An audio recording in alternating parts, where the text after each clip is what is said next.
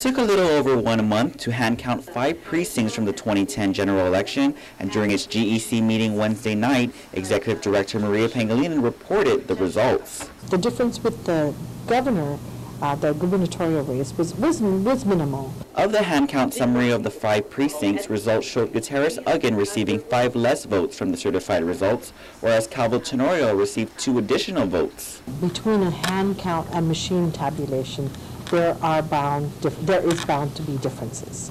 And while the legislative race also saw minimal changes, with some candidates receiving about a handful or more extra votes, commissioners noted it could have affected the number 15 spot for senator. It was pointed out that Ray Haddock, who was number 16, had gained 9 votes.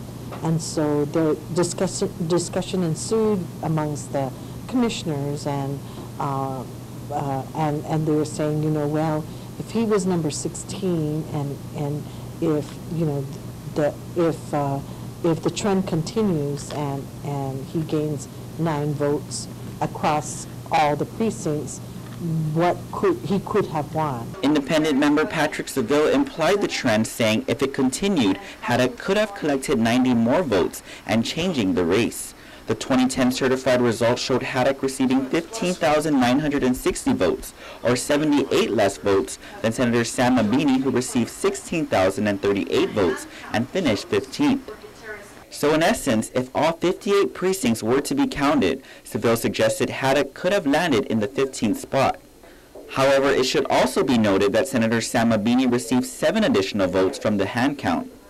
Election Reform Chair Senator Rory Respicio says there will always be that cloud over what could have happened. And if they really want to know the truth, then the board has the authority right now to hand count every single precinct. And it's on their conscience to decide whether or not they should do that. He adds the point of the audit was not to change any outcomes, but to see if the outcomes would have been different. Ultimately, he says, without knowing the number of ballot stock, they may never know the true results of 2010. How many ballots were printed, how many ballots were used, how many ballots were spoiled, and those should equal out. Pangilinan says she's putting together the invoices for the ballot production inventory, noting that while they may figure out the ending inventory, she's unable to find any documents for the beginning inventory for 2010 general election ballots.